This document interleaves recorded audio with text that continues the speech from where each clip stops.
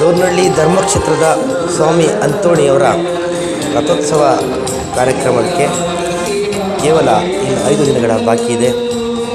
ಈ ದಿನ 8/6/2025 ವಿಜೃಂಭಣೆಯ ನವೇನ ಬಲಿಪೂಜೆ ನಡೆಯಿತು.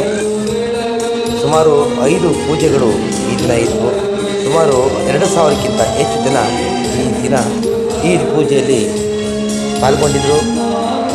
ತುಂಬ ಹೆಚ್ಚು ಜನ ಬರ್ತಾಯಿದ್ದಾರೆ.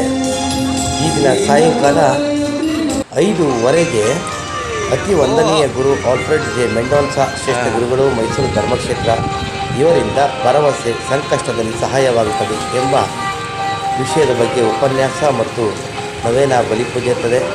ನಂತರ ಪಲ್ಲಕ್ಕಿ ರಥೋತ್ಸವ ಇರ್ತದೆ.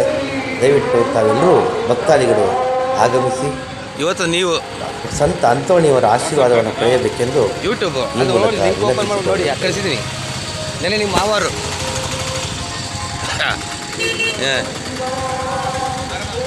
ಇವತ್ತು ನಿಮ್ಮ ಮುಖನೂ ಹತ್ರದಲ್ಲಿ ಬರಲಿ.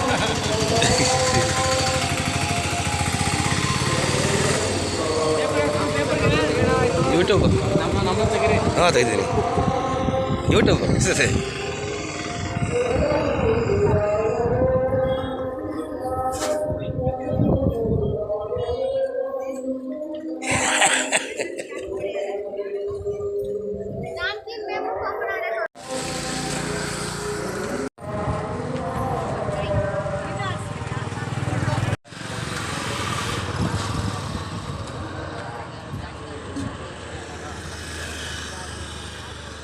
ಮಂಗಳೇ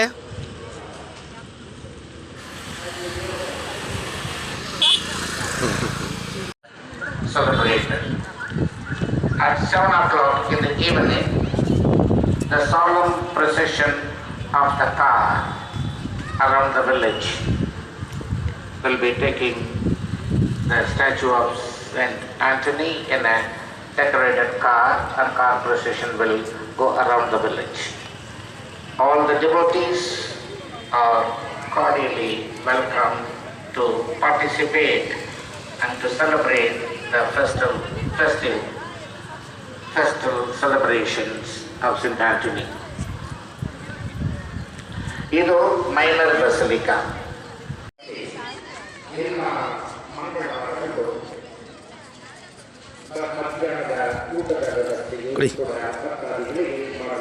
ಒಳ್ಳೇದು ಮಾಡಲಿ. ನಿಮ್ಮ ಕೊಡುಗೆ ಆ ಮಧ್ಯಾಹ್ನದ ಭೋಜನಕ್ಕೆ ಬಹಳ ಸಹಾಯಕರವಾಗುತ್ತದೆ. This is a minor basilica. It meets its own status and requirements. So you can contribute any amount to Father Praveen, the administrator of the minor basilica, or to the rector myself in the office or in the private town. ಬಲಿಪೂಜೆಯ ನಂತರ